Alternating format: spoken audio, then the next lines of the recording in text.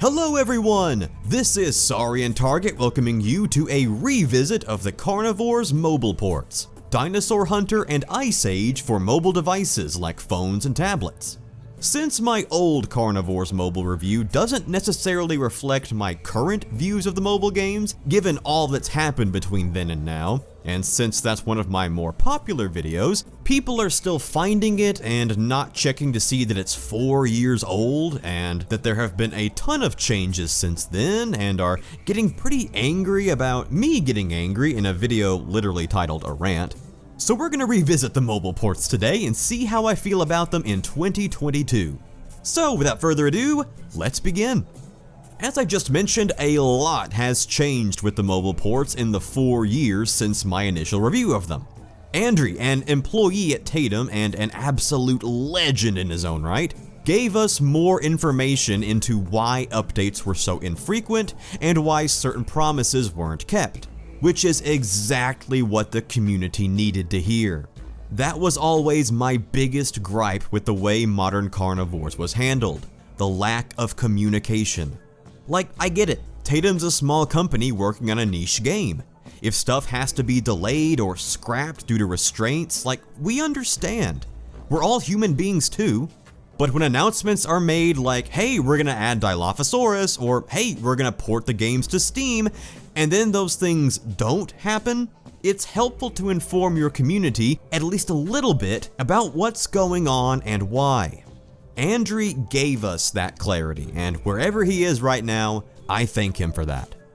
Some of the changes added to the mobile ports included new canon-style skins and size adjustments for the new dinosaurs and Ice Age animals, new UI and menu elements, an overhauled Dinopedia with lore and story written by yours truly, lots of community engagement on the Carnivores Facebook page with challenges and quizzes for fans to compete in, Easter eggs added to otherwise bland maps, and of course, we can't forget about that big grass update, which I believe was one of the last updates the mobile ports received as of writing the script.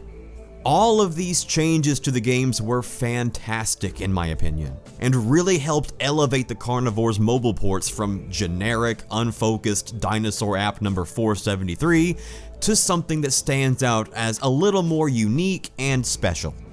So, after years and years of enduring constant "sorry, and you're just a biased hater who just loves to hate these games because you didn't grow up with them," to "sorry, and you're just a biased fanboy who probably got paid by Tatum to say all these positive things," what do I actually think of the Carnivores mobile ports now?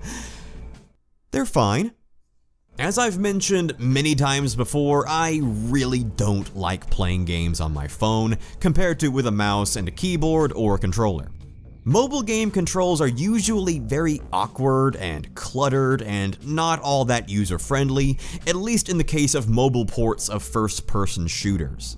I just don't find the games fundamentally fun to play. They feel slow and clunky and sluggish to me, and that often discourages me from ever wanting to play it, which is why I was really hoping for that Steam port to release so I could finally play them on my PC.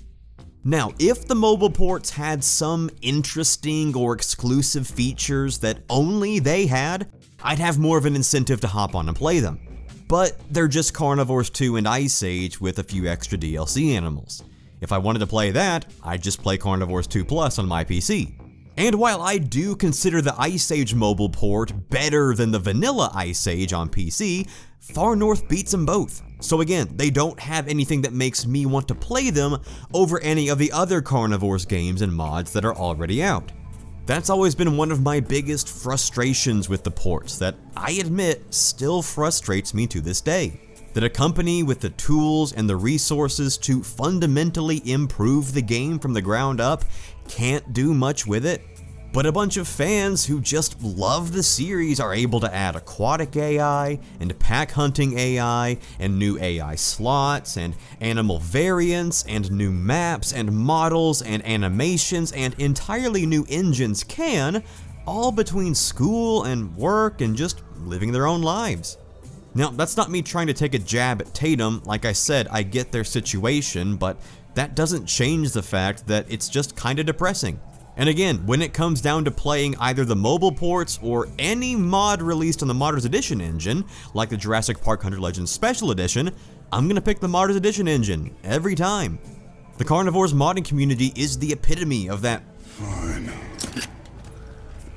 I'll do it myself. Meme, and I love it for that. But the mobile ports are still my least favorite Carnivores games. Not because they're terrible or because I hate them, but because of the unfortunate combination that I don't find them fundamentally fun to play, and they have a severe lack of content compared to other Carnivores titles, fan-made especially.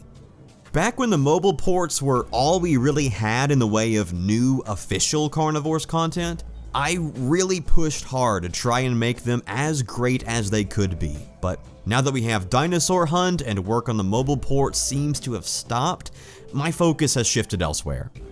Now, if you don't have a PC or a modern console to play Carnivores on, and all you have is a phone or a tablet, then I understand where the appeal comes from. And as I've said many times before, I am still super grateful to the mobile ports for introducing an entire generation of people to Carnivores that otherwise would never have heard of it.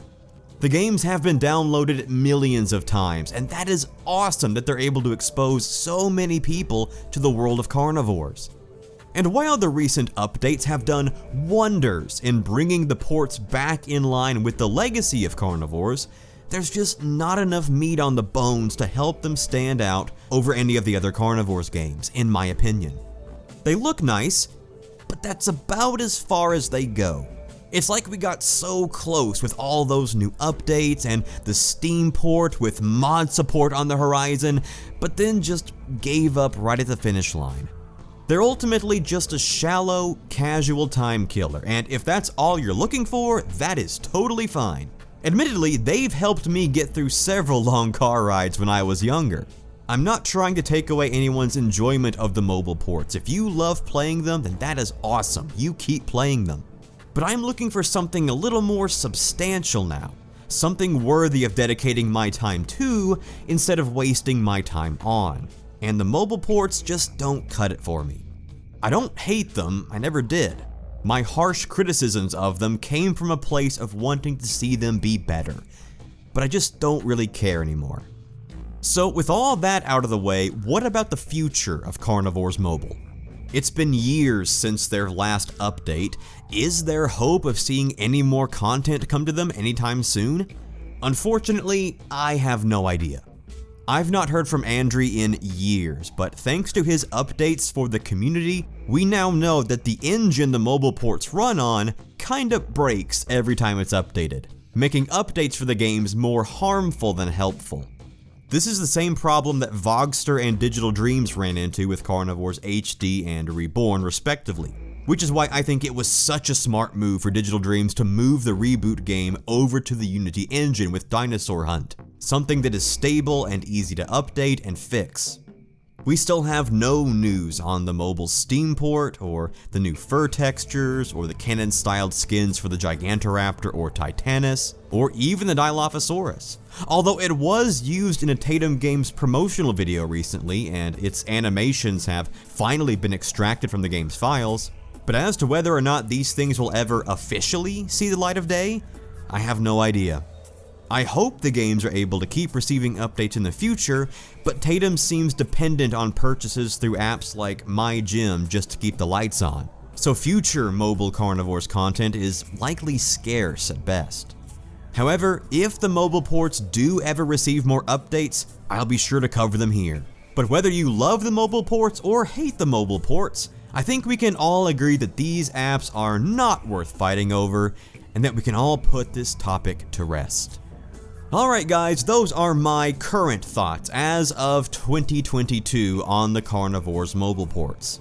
I'm sorry if this video seemed a little pessimistic or indifferent, but I just don't have the time or energy to get worked up over these apps anymore. But as always, these are just my thoughts on the mobile ports. What are yours? Have you grown to like them more or dislike them more over the years?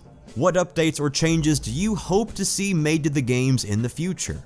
And what are your favorite memories playing the mobile ports? Be sure to let me know down in the comment section below. Thanks as always for watching, guys. You are all truly the best. And I will see you guys next time.